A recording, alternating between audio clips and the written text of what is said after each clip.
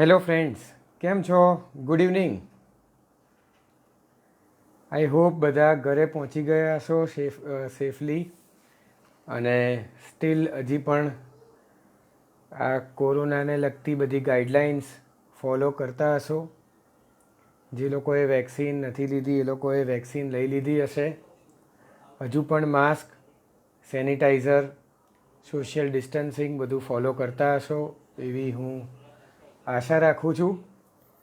અને એની સાથે સાથે આપ સૌનું સ્વાગત કરું છું આ ફેસબુક લાઈવ ઇવેન્ટ જે આખો મહિનો ચાલવાની છે, જેનું નામ છે માઇન્ડ ટોક્સ. આમાં અમે સિરીઝ ઓફ ફેસબુક લાઈવ કરીશું અને જુદા જુદા સાયકિયાટ્રિસ્ટ સાથે જુદા જુદા વિષયો પર કે જે માનસિક આરોગ્ય અને માનસિક સ્વાસ્થ્ય, માનસિક રોગો વિશેની વાત છે, એના પર ચર્ચા કરીશું અને એ પણ લાઈવ. આપ સૌનું હું સ્વાગત કરું છું. ડૉક્ટર નિશા, ડૉક્ટર તિમિરકાંત અને આપણા આજના સાયકિયાટ્રિસ્ટ પણ સાથે છે. હું એમને એડ કરી દઉં. Just a minute. યસ, ઘણા લાઈવ પર જોડાઈ રહ્યા છે. ઇન્ડિવિજ્યુઅલ નામ તો નહીં કહું, પણ you all are welcome and for your genuine support on this Facebook live event. Hello doctor Reema. Hello. Hello હા, કેમ છો તમે? એટલે બસ હું જસ્ટ વાત હજી સ્ટાર્ટ જ કરી હતી અને આપણે 9 તો વાગી જ ગયા છીએ. એટલે આપણે હું એ જ કહેતો હતો કે બધા કોરોનાની બધી ગાઈડલાઇન્સ ફોલો કરતા હશે એવી લેટ અસ હોપ કે હજી steel people are following those things. Right. અને આપણે આ લાઈવ શરૂ કરીએ પહેલા એક બે વાતો જે કહેવાની છે, જે કોઈ પણ લાઈવની પહેલા આપણે કહેતા હોઈએ છીએ. અને એ છે કે આ જે પણ લાઈવની વાત છે એ વ્યક્તિગત અનુભવો છે, અમારા પોતાના એક્સપિરિયન્સીસ છે ને માત્ર માનસિક આરોગ્ય માટે અને એની જાગૃતતા ફેલાય એના એ જ હેતુથી અમે આ લાઈવ કરીએ છીએ. કોઈ પણ ઇન્ડિવિજ્યુઅલ કેસ અથવા તો કોઈના માનસિક રોગ કે એની સારવાર વિશેની કોઈ પર્ટિક્યુલર સ્પેસિફિક વાતો નથી. એટલે અમને ક્ષમા કરશો કે કદાચ કોઈકને એવું રિલેટેબલ લાગે તો ઇટ ઇઝ ઓકે, પણ આવું અમારો કોઈ હેતુ છે નહીં. બીજું કે આ લાઈવ છે એ ટોટલી અમારા ઇન્ટરેસ્ટની વાત છે, એટલે આમાં અમારો કોઈ કોમર્શિયલ કે કોઈ સ્પોન્સર છે નહીં. એટલે it is our on individual interest that we are continuing this mental health awareness activity. અને hello everyone is joining. Thank you for joining with us. તો ડોક્ટર રીમા ને હું આગળ વાત કરવા માટે કહીશ. પ્લીઝ. હા, ફર્સ્ટ ઓફ ઓલ તો હું તમારું ઇન્ટ્રોડક્શન આપીશ બધાને. Doctor Jyotik Bachej is a psychiatrist working at Saifullah Mind and Body Clinic, Ahmedabad. He has more than 10 years of experience in dealing with psychiatric illnesses, and he's also enthusiastically involved in dealing with creating awareness of mental health on virtual and social platform. Thank you for that introduction, Rima. And I thank God. I welcome you also on this Facebook live. Rather, we welcome each other.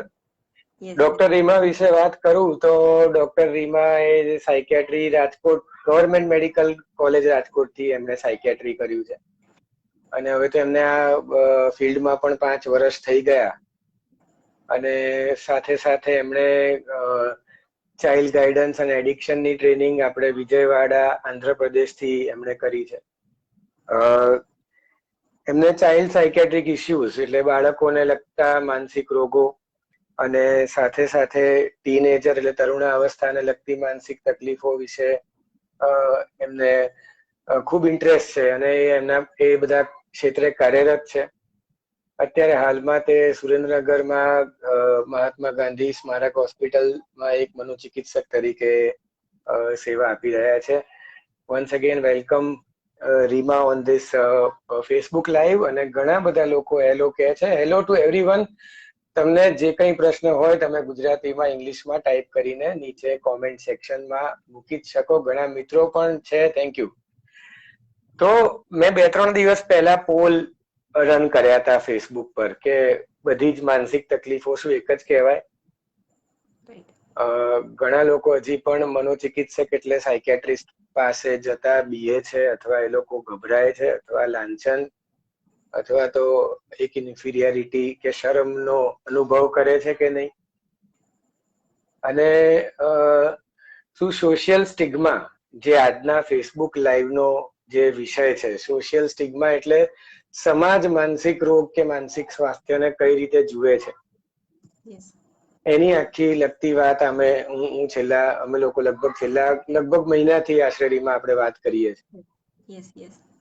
તો આમાં સૌથી પહેલી વસ્તુ તો એ છે કે આપણો સમાજ એટલે કે તમારો મારો નહીં પણ સગળો સમાજ, વિશ્વભરનો સમાજની વાત કરીએ તો બધી જગ્યાએ માનસિક રોગો, મનોચિકિત્સક કે મનોવિજ્ઞાન અથવા માનસિક તકલીફો એના વિશે લગભગ સિમિલર ટાઈપ ઓફ સેમ જેવી બધી વાતો થતી હોય છે. અને या few of people have told to speak me in Hindi. हाँ, बीच में मैं हिंदी में बात करूंगा, पर let me continuously talk in this. તો એવી લગભગ સિમિલર કાઇન્ડ ઓફ બિલીફ હોય છે. અને આ સામાજિક જે સોશિયલ સિસ્ટમ છે એ અમારું જે સાયન્સ છે ને એને પહેલા તો સાયન્સ ગણતું જ નથી. કમનસીબી એવી છે ને કે ઘણા તો લોકો સાયકિયાટ્રિસ્ટ ને ડોક્ટર પણ નથી ગણતા, અને ઘણા ડોક્ટર્સ છે ને એ પણ સાયકિયાટ્રિસ્ટ ને ડોક્ટર્સ નથી ગણતા. એટલે શું થતું હોય કે જ્યારે કોઈ વ્યક્તિને માનસિક રોગ કે जब भी किसी व्यक्ति को दिमागी तकलीफ या मानसिक तकलीफें रहती है तो वो उसे अपनी आइडियोलॉजी से रिजोल्व करने की कोशिश करते हैं और समाज की दृष्टिकोण से उसको देखने की कोशिश करते हैं. और इसमें लांछन तो जुड़ता ही है, पर दो चीजें जो छूट जाती है वो सबसे इम्पोर्टेंट है. वो पहली चीज ये होती है कि જે પેશન્ટ છે ને એને કોઈ સમજવાનો પ્રયત્ન જ નથી કરતું. એને શું થાય છે સમજવાનો પ્રયત્ન નથી કરતું, અને લોકો પોતપોતાના મંતવ્ય, ઓપિનિયન, અનુભવો કે જે ડોક્ટર પણ નથી, જે લોકો પોતે ડોક્ટર નથી, એને ઇમ્પોઝ કે એના પર થોપવાનો પ્રયત્ન કરે છે. એટલે આમાં બે વસ્તુ જે છૂટી જાય છે આ સામાજિક સોશિયલ સ્ટિગ્માને કારણે. એમાં એક વસ્તુ આ છે કે વ્યક્તિને જે હેરાનગતિ થાય છે એને સમજવાનું ભૂલી જવાય છે, અને બીજું સમયસર એની સારવાર લેવાનું પણ લોકો ભૂલી જતા હોય છે. તો આ બે વસ્તુને કારણે માનસિક રોગ મોડા ઓળખાતા થાય છે કે લોકોને મોડી ખબર પડે છે. લોકો સાયકિયાટ્રિસ્ટ પાસે જતા હોય છે એ પણ ઘણી બધે ફરીને, અને લોકો 10-12 લોકોએ કન્વિન્સ કરવા પડે કે એમને રિસર્ચ કહેવું પડે કે ભાઈ હવે જાઓ એમ, ત્યારે જ જતા હોય છે. અને ડોક્ટર રીમામાં વાત એ છે કે એવું નથી કે આ કોઈ ભણેલા ગણેલા ના હોય એવા લોકોની વાત છે. આ ઇવન ભણેલા લોકોને પણ આ જ ઇસ્યુ છે. કેમ? કારણ કે અંદરથી એક શર્મ છે, એક ગભરાટ છે કે મને કોઈ સાયકિયાટ્રિસ્ટની ફાઇલ સાથે જોઈ જશે તો શું વિચારશે. તો આવી જ ઘણી બધી વાત છે. તો મને ડોક્ટર રીમા તમે એ કહો કે ખરેખર આપણી માનસિક રોગોની સાથે ઘણી બધી ગેરમાન્યતા કે મિથ્સ જોડાયેલા છે. તો એક એવું પણ મિથ છે કે એકવાર વ્યક્તિને જો માનસિક રોગ થઈ ગયો તો જીવનભર એ માનસિક રોગી જ રહેશે, જીવનભર એને આ રોગ લાગુ પડી ગયો છે. આ લાગુ પડી ગયો વાળી વાત છે કે એને હવે એના મનમાં આ ઠસી ગયું છે. તો શું એ મિથ વિશે તમારા અનુભવ શેર કરો પ્લીઝ. ઓકે, સો આ બાબતે હું એવું માનું છું કે સમાજમાં, સોસાયટીમાં માનસિક બીમારીને એક અલગ જ વેમાં જોવા આવે છે. એનું મેઇન કારણ એ છે કે લોકો માનસિક બીમાર વ્યક્તિ એટલે એવું જ માને છે કે એ વ્યક્તિ ગાંડો થઈ ગયો છે, એનું ભાન ભૂલી ગયો છે. એટલે કે ગાંડપણ જ અત્યારે સમાજ ગાંડપણને જ માનસિક બીમારી તરીકે સમજી રહ્યું છે. તો આ બાબતે હું એ બધાને શેર કરવા માંગુ છું કે psychiatric illnesses are of two main kinds. One is neurosis and second is psychosis. When it comes to neurosis, we have anxiety disorders, depression, adjustment disorders, and when it comes to psychosis, it's schizophrenia and the other illnesses like bipolar and mood disorder. So when it comes to neurosis, જ્યારે ન્યુરોસિસની વાત કરીએ તો એમાં ચિંતા રોગ, તણાવ, depression, adjustment issues એ બધાની વાત કરીએ તો એ એવા પ્રોબ્લેમ્સમાં જ્યારે વ્યક્તિ ટાઈમલી કોઈ મેન્ટલ હેલ્થ પ્રોફેશનલ પાસે વિઝિટ કરશે, એમની કન્સલ્ટેશન કરશે, તો એ લોકોનું પોતાનું રૂટીન પાછું જે ખોરવાઈ ગયું હોય છે એ રૂટીનમાં પાછા આવી જાય છે. કોઈ પણ સ્ટુડન્ટ હશે તો એનું એકેડેમિક ઇશ્યુઝ આવ્યું હશે ડિપ્રેશનના કારણે. અત્યારે કોવિડ પેન્ડેમિકમાં ઘણા બધાના ફેમિલી મેમ્બર્સ, ડિયર વન્સનું ડેથ થયું હશે તો એ લોકોને ગ્રીફ થયું હશે. તો જો આપણે એ સંકોચ સમાજમાં આપણે જ રહીએ છીએ, તો એ સંકોચ જો આપણે ના રાખીએ અને કન્સલ્ટ કરી દેશું તો આ બધી ઇલનેસીસમાંથી આપણે બહાર આવી જ શકીએ છીએ અને આપણે જેવા હતા પહેલા એવા આપણા પાછા રૂટીનમાં આવી જઈએ છીએ. અને અમુક બીમારી જ હોય છે જેમ કે સ્કિઝોફ્રેનિયા, એક જટિલ માનસિક બીમારી છે. અને એમાં પણ સારી વાત એ છે ચર્ચા કરવાની કે 60-70% લોકો સ્કિઝોફ્રેનિક હોવા છતાં પણ એ લોકો આઈઆઈટીમાં, આઈટી પ્રોફેશનમાં, બિંગ એન એન્જિનિયર, એ લોકોનું પ્રોફેશનમાં they are doing quite good. The only thing is કે ટાઈમલી મેનેજમેન્ટ, ટાઈમલી ટ્રીટમેન્ટ જો મળી જશે તો. અને 10-20% બીમારીઓ હોય છે કે જેમાં લાઈફ લોંગ એ બીમાર વ્યક્તિ રહે છે અને મેડિસિનથી નોર્મલ લાઈફ જીવી શકે છે. તમે બહુ સરસ વાત કરી. મને આમાં એક સવાલ એ થયો કે જો આટલા હદ સુધી લોકો સાજા થઈ શકતા હોય છે, બરાબર છે, તો શું જે લોકોને માનસિક તકલીફ હોય એ નોર્મલી કામ કરી શકે, જોબ કરી શકે, બિઝનેસ કરી શકે, નાના મોટા ધંધા કરી શકે, પોતાનું કામ કરી શકે ખરા? મારે એ પૂછવું છે. હા, આમાં મને I would feel glad to answer to your answer. The reason is કે જ્યારે કોઈ માનસિક બીમાર હોય છે તો આપણે હંમેશા એવું માનતા હોય કે માનસિક બીમાર એ એના પ્રોફેશનમાં વર્ક નહીં કરી શકે. કોઈ પણ વ્યક્તિ બેંકમાં સારી એવી પોસ્ટમાં કામ કરતું હશે પણ એમને ટાર્ગેટ્સ આપતા હશે, માર્કેટિંગ પ્રોફેશનમાં હશે તો એને સેલ્સના ટાર્ગેટ અચીવ કરવાના હશે. કોઈ રિલેશનશિપ મેનેજર હશે બેંક સેક્ટરમાં. તો આવા બધા કિસ્સાઓમાં જો આપણે એ સ્ટિગ્મા એટલે કે સંકોચ રાખ્યા વગર કન્સલ્ટ કરી દેશું તો હું નથી માનતી કે આપણી જે એફિશિયન્સી એ ડિપ્રેશન હોય કે સ્ટ્રેસ હોય એના લીધે ઘટી જાય છે ખરા, બટ આપણે એની જો કન્સલ્ટેશન કરીશું, કાઉન્સેલિંગ સેશન કરીશું, or else if required medication લેશું તો એ વ્યક્તિ ડેફિનેટલી એના પ્રોફેશનમાં એની એફિશિયન્સી પ્રમાણે he can be the same what he was prior to the illness. એટલે person who is suffering from psychiatric illness, to my knowledge, and I would like to share with everyone, that can lead a normal life like me and you. And the other thing is it can happen to anyone. It is not at all કે એક માનસિક બીમાર વ્યક્તિ હોય એટલે એ ભાંગેલો છે, એને કશું ખ્યાલ નહીં આવે, એના પ્રોફેશનમાં કામ નહીં કરી શકે કે એને પ્રોફેશન એનું છોડી દેવું પડશે, એવું કશું હોતું નથી હોતું. એટલે આ બહુ અગત્યની વાત એટલા માટે છે કારણ કે ઘણા એક સામાજિક દ્રષ્ટિએ જોવા જઈએ તો ઘણાને એવું થાય કે ભાઈ આને માનસિક તકલીફથી હવે આ વ્યક્તિ કશી કામની રહી નથી, અમારા પર ભાર રૂપ છે કે બોજ રૂપ છે, પણ એક્ઝેક્ટલી એવું છે નહીં. તમે જે વાત કરીએ તો આની સાથે બીજી પણ એક માન્યતા એવી છે કે હું એક શેર કરવા માંગીશ કે એક સમાજમાં એવું છે કે જેનું મન મજબૂત હોય, કે જેનું મન મક્કમ હોય, સ્ટ્રોંગ હોય, એને કોઈ દિવસ માનસિક રોગ ના થાય. તો એક્ઝેક્ટલી એવું છે નહીં. કારણ કે આ મન છે ને એનું એ એવી વસ્તુ છે ને કે એ મજબૂત હોય, નબળું હોય કે આડું હોય, અવળું હોય, ગમે તે, એ જે મનની જે પરિસ્થિતિ છે ને એની મક્કમતા અને માનસિક રોગને કોઈ લેવા દેવા નથી. કારણ કે મોટા ભાગના માનસિક રોગ જે છેલ્લા 15 થી 20 વર્ષની જે વૈજ્ઞાનિક રિસર્ચો બહાર આવી રહી છે એવું કહે છે કે મોટા ભાગના માનસિક રોગો મગજના વિશેષ પ્રકારના રસાયણ એટલે કે ન્યુરોટ્રાન્સમીટરના પ્રોબ્લેમથી કે એના વધઘટથી થતી તકલીફો હોય છે અને એ કોઈના મજબૂત મન સાથે કનેક્ટેડ નથી. આ રોગ ગમે તેટલા પઠ્ઠા જેવા પહેલવાન માણસને થઈ શકે, ગમે તેટલા કરોડો અબજોપતિ વ્યક્તિને પણ થઈ શકે, અને રસ્તે ચાલતા રસ્તે રહેતા સાવ કોઈ ગરીબ વ્યક્તિને પણ થઈ શકે. એટલે માનસિક રોગ જ એવો રોગ નથી કે જે માત્ર મક્કમ મનના વ્યક્તિ મન મક્કમ રાખે. કારણ કે આની સાથે સલાહ એવી આપવામાં આવતી હોય છે કે જે કોઈ વ્યક્તિને માનસિક તકલીફ થાય તો જનરલી શું છે, ફેમિલી મેમ્બર સલાહ આપવાના શરૂ કરી દે. ઇવન સારવાર ચાલુ હોય ને ત્યારે બી સલાહ આપે. શું સલાહ આપે ખબર છે? મન મજબૂત કરો, મન મક્કમ કર, થોડું તારે પ્રયત્ન કરવો પડશે ભાઈ તો આ રોગ મટશે. તારે તારા મનને સમજાવવું પડશે. તને બધું ડોક્ટર દવા કરે, અમે તને હોસ્પિટલ લઈ આવીએ, ખર્ચા કરીએ, રિપોર્ટો, પણ તું તારી રીતે મજબૂત થાય. પણ એ મજબૂતાઈ જે છે એ અંદર એટલા માટે નથી આવતી કારણ કે એને રોગ છે. સેમ વસ્તુ હું વ્યસન વાળા વ્યક્તિને પણ કહી શકીએ કે વ્યસન, જે બધા પ્રકારના વ્યસન જે છે એ માનસિક રોગ છે. તો ઘણી વાર લોકો શું કે મન મક્કમ કરો તો વ્યસન છૂટી જાય. એટલે એમ વ્યસન છૂટતું હોય ધારો કે, તો પાનના ગલ્લા ને બાર ને પબ ને બધું બંધ થઈ ગયું હોય ક્યારનું.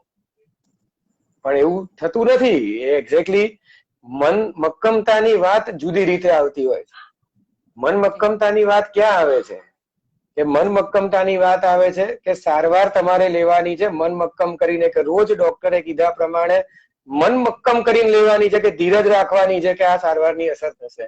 બીજું કે તમારે મક્કમતાથી તમારા જે કામ રૂટીનના તમે કર્યા કરો છો એ તમારે કર્યા કરવાનું. મક્કમતાથી તમારે એ માનવાનું છે કે તમને રોગ છે અને એની સારવાર થવાથી તમે બહાર આવી જશો.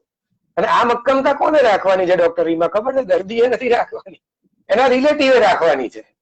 એટલે રિલેટિવ્સ મક્કમતા ના રાખે અને એ લોકોની સલાહ બદલ્યા કરે એટલે પછી દર્દી તો ઓલરેડી બચારું બીમાર હોય. એટલે આ વસ્તુ થતી હોય છે. ત્રીજી એક માનસિકતા એવી પણ હોય છે કે જેને માનસિક તકલીફ થાય અને બચારાની વાત એટલે શું છે કે લાચારી નથી, પણ એ તકલીફને કારણે બચારા થઈ જતા હોય છે લોકો. તો એ કામ કરવાનું બંધ કરી દે, કે ઘણી વાર વિના કારણે ગુસ્સો કરે, વેમ શંકા કરે, એકલા બબડાટ કરે. આવા ઘણા બધા લક્ષણો માનસિક રોગોના હોય. તો રિલેટિવ્સ એમ કહેતા હોય છે કે ભાઈ આ તો નાટક કરે છે, આ તો ડ્રામા કરે છે, આ તો બધાની હાજરી હોય છે ને ત્યારે જ આવું બધું કરે છે. હમણાં કે એને 500 રૂપિયા આપો, જુઓ બધું હમણાં સાજો થઈ જાય. એટલે શું એવું ખરું કે આવું કઈ નાટક ને ડ્રામા જેવું હોય ખરું?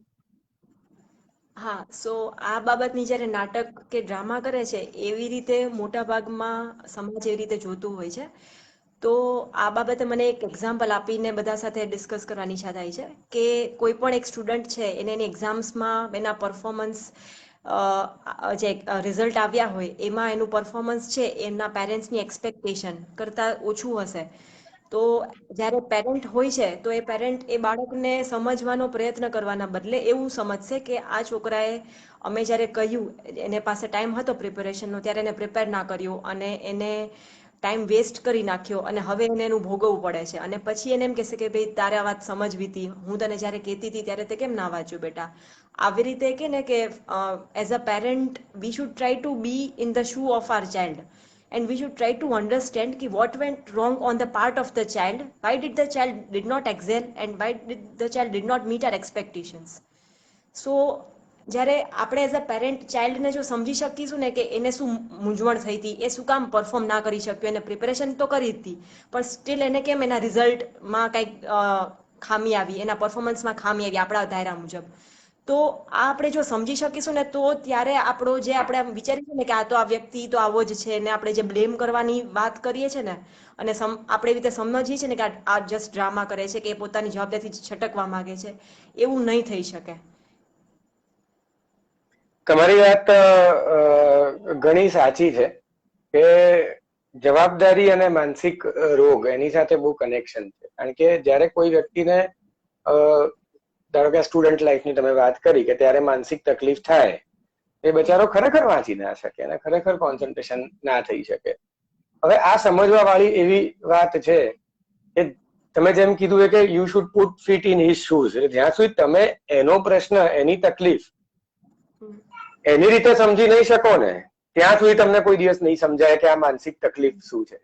બીજું, નીચે ડોક્ટર બિપિનભાઈએ કોમેન્ટમાં સરસ વાત લખી છે કે break the barriers of mental health issue.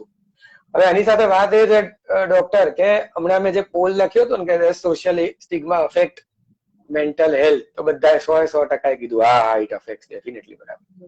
પછી કે are you do you feel ashamed of going to psychiatrist? ના અમે તો અશેમ નથી. All psychiatric illnesses are the same. ના બધી માનસિક રોગ બધે સરખા નથી હોતા.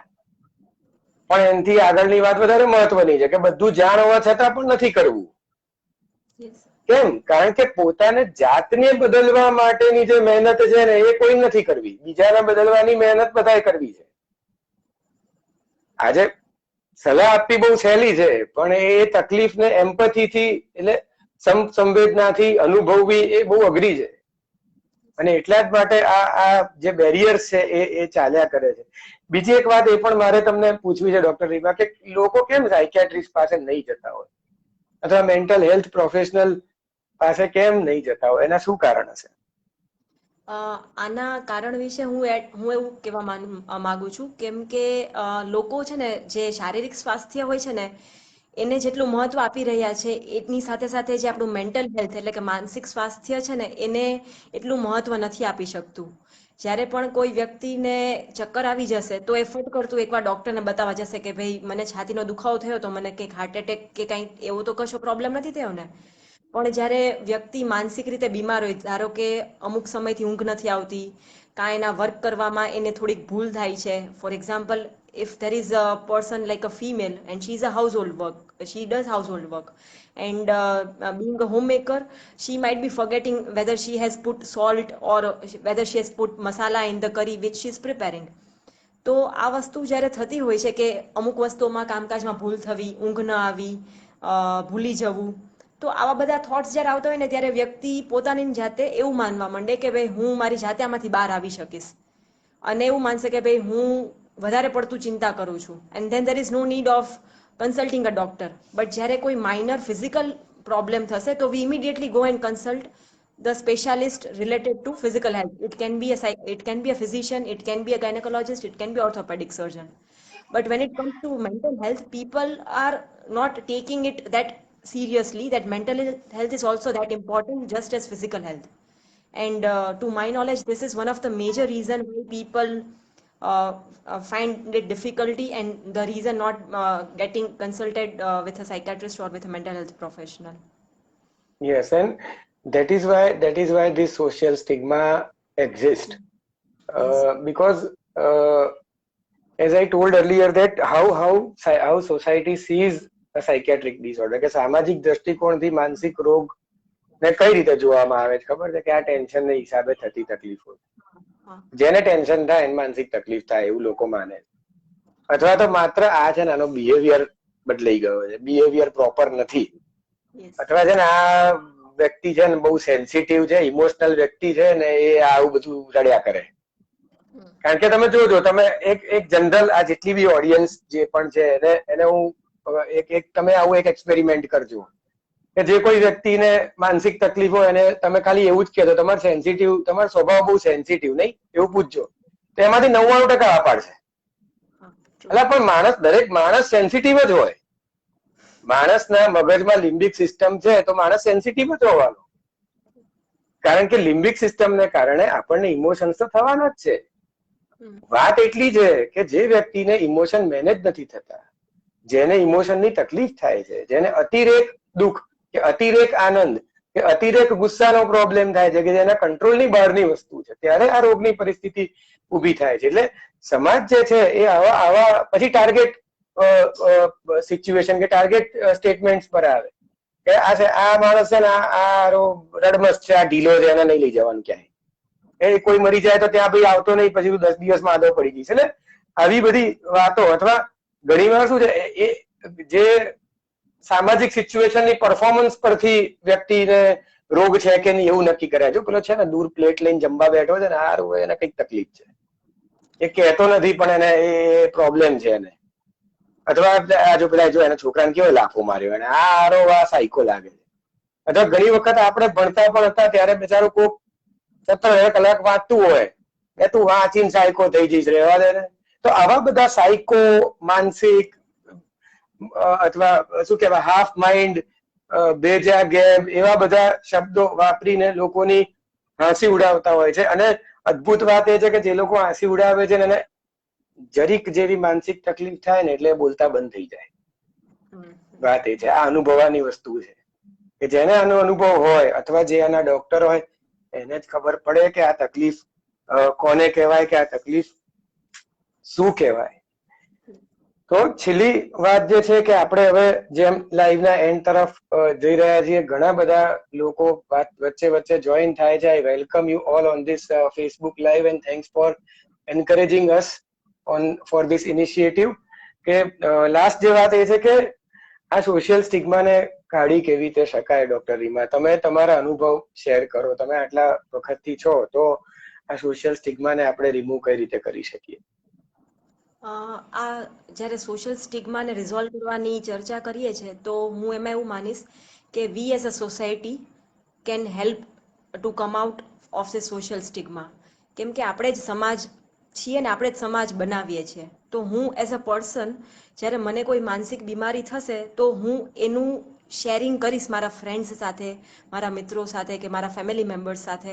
અને એ વાત જાણી અને મારા ફેમિલી મેમ્બર્સમાં કે મારા ફ્રેન્ડ્સમાં કોઈને જો માનસિક બીમારી થઈ હશે ને તો એને એક ઉત્સાહ આવશે કે ભાઈ ના, આ તો આ મારી ફ્રેન્ડ જ હતી, એને બધું બરાબર જ હતું, છતાં પણ એને એક માનસિક બીમારી થઈ હતી, એને કોઈક એડજસ્ટમેન્ટ ઇશ્યુઝ આવ્યા હતા, એને નવા વર્ક પ્લેસમાં એને એડજસ્ટ થવામાં થોડીક ડિફિકલ્ટી આવી હતી, એને એના નવા લાઈફ રિસ્પોન્સિબિલિટીઝમાં કંઈક ડિફિકલ્ટી આવી હતી. તો આ જે સમાજમાં આપણે રહીએ છીએ તો એ વસ્તુની જાગૃતતા જો આપણે ફેલાવી શકીશું અને સંકોચ રાખ્યા વગર કે ભાઈ હા, મને પણ એક સમયમાં મને ડિપ્રેશન થયું હતું, મેં પણ મનોચિકિત્સકની સારવાર લીધેલી હતી, એ શેરિંગ જો સંકોચ રાખ્યા વગર જો આપણે કરીશું ને as a every person as a single unit, તો મને લાગે છે કે સમાજમાં આ જે સ્ટિગ્મા જે વસ્તુ છે, જે લાંછન છે માનસિક બીમારીને, એ આપણે હટાવી શકીશું.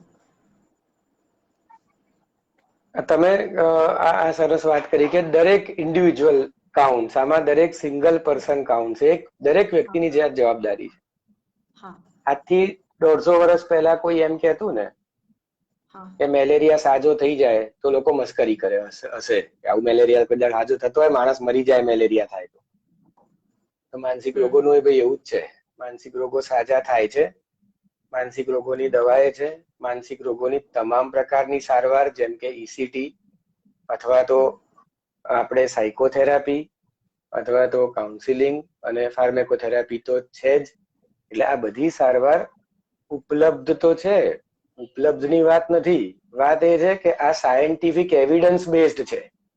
આ રિસર્ચ કર્યા પછી આપણે માણસોને આપણે આપવામાં આવીએ છીએ. જે રીતે તમે પેરાસિટામોલ લો છો, પેરાસિટામોલ એટલે આપણી જે તાવ ઉતરે કે માથું દુખે કે દુખાવાની જે દવા હોય, પેરાસિટામોલ દવા કેટલી કોમન છે. એ દવા લેતી વખતે આપણે વિચારીએ છીએ કે આ દવા હું ગળીશ તો આને કારણે મને સાઈડ ઇફેક્ટ શું થશે? આપણે શું વિચારીએ છીએ કે મને તાવ ઉતરી જવો જોઈએ, મને માથું દુખે છે એ ઉતરી જવું જોઈએ.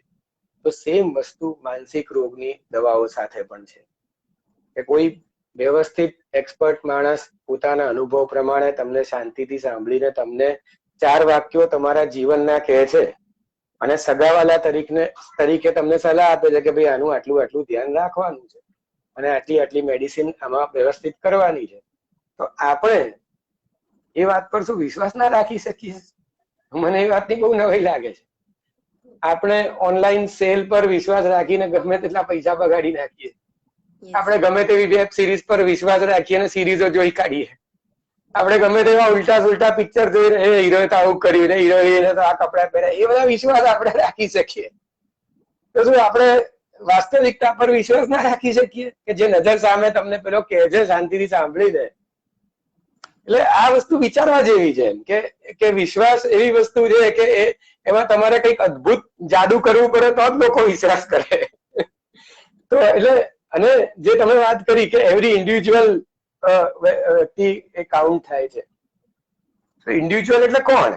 કે તમે ને હું, બરાબર છે, આપણે તો છીએ, પણ આપણી નેક્સ્ટ જનરેશન, આપણે આપણા બાળકો જે આવે છે કે ટીનેજર્સ છે, એને કેમ આપણે ના કહી શકીએ કે માનસિક તકલીફ શું હોય? ભાઈ, જેમ આપણે તાવ વિશે કહીએ કે તાવનો ડોક્ટર હોય, એમ કોન્સન્ટ્રેશન ના હોય એનો ડોક્ટર હોય, ભૂલી જાય છે એનો ડોક્ટર બી છે, તને ગુસ્સો આવે છે એનો ડોક્ટર છે. કેમ ના કહી શકીએ? બિલકુલ કહી શકીએ. તમે કહેશો તો એ લોકો એમની જનરેશનને કહેશે.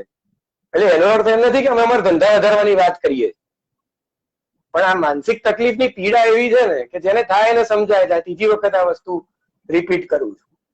અને એ પીડામાં તમે જેટલી હળવાશ ઊભી કરો એટલી ઓછી છે આમાં, બરાબર ને? છેલ્લી એક વાત મારે જે તમને પૂછવી છે કે, અને પછી આપણે આ ફેસબુક લાઈવ પણ કદાચ આપણે 5 મિનિટ પછી એન્ડ બી કરીશું.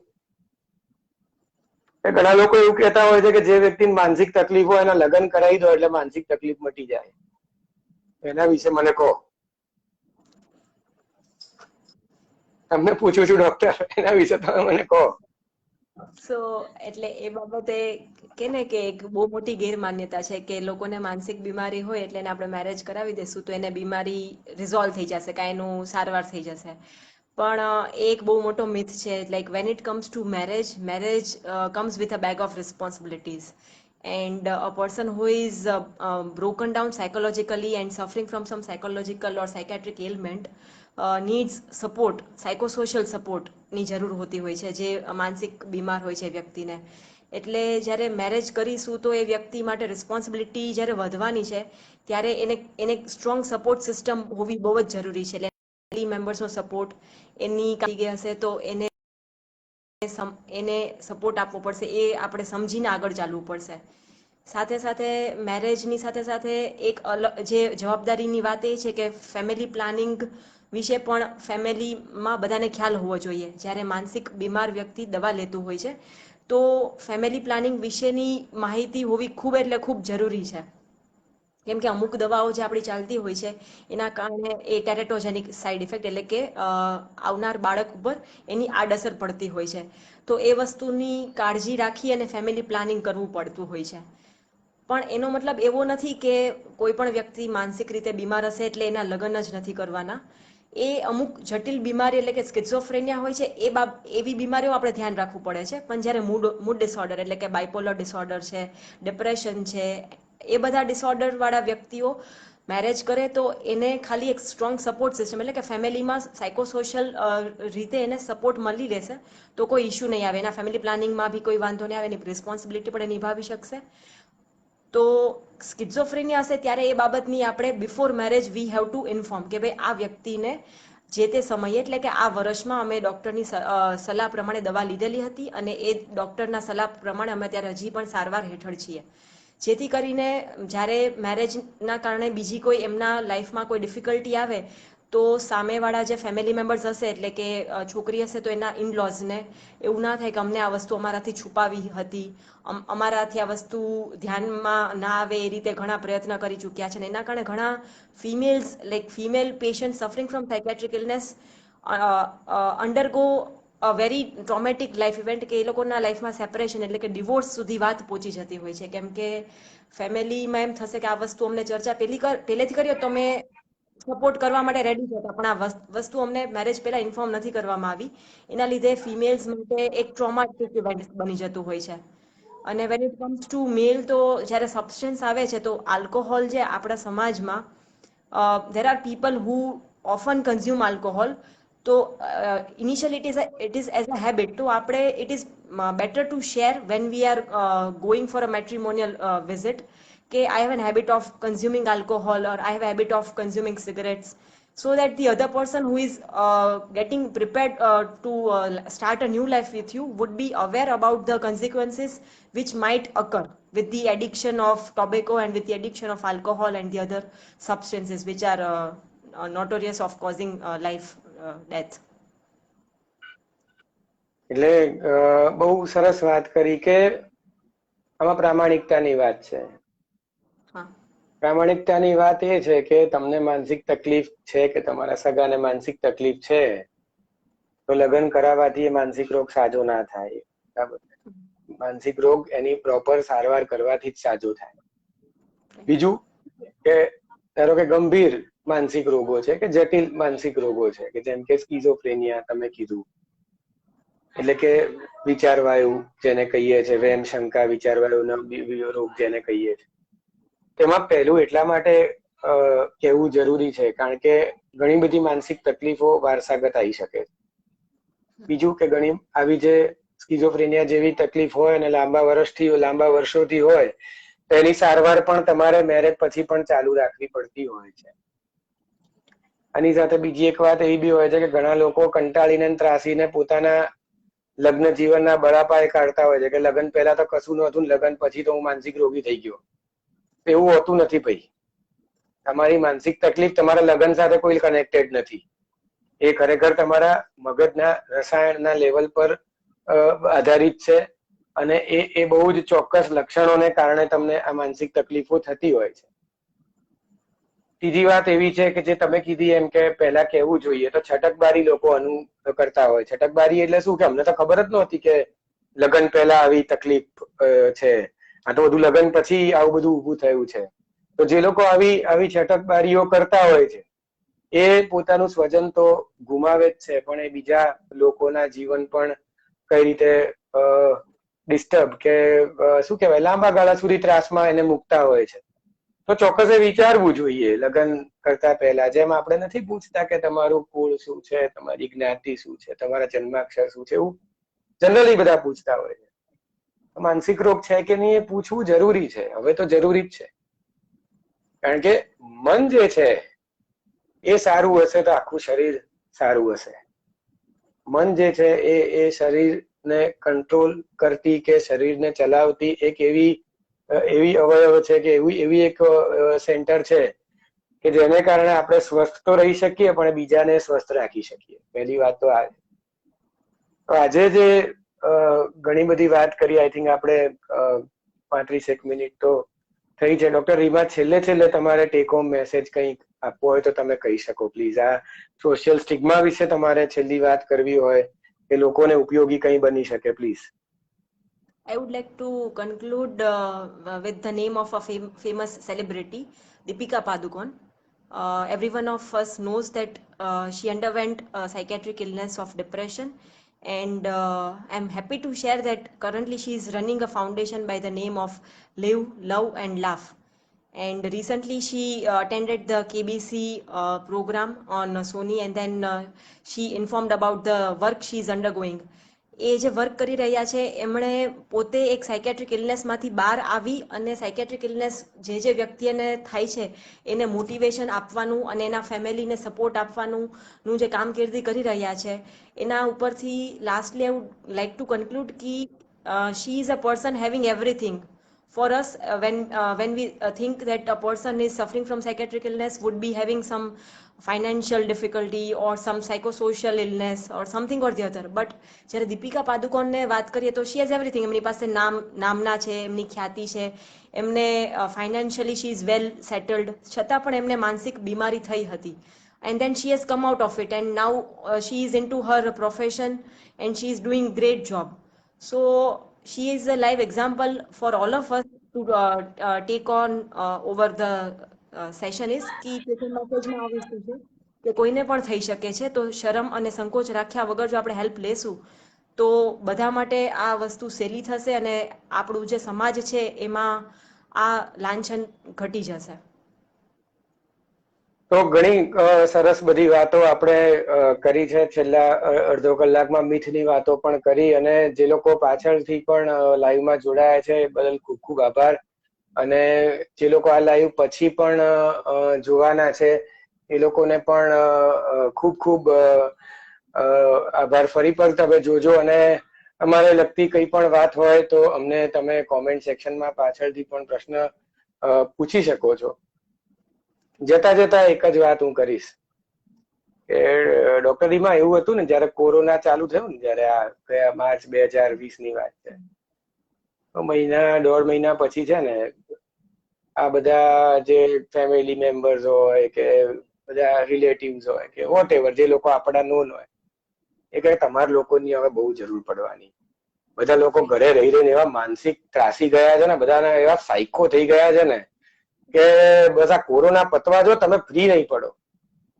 હકીકત શું ખબર છે? કોઈ બતાવવા આવતું જ નથી. કોણ આવ્યું મને કહો?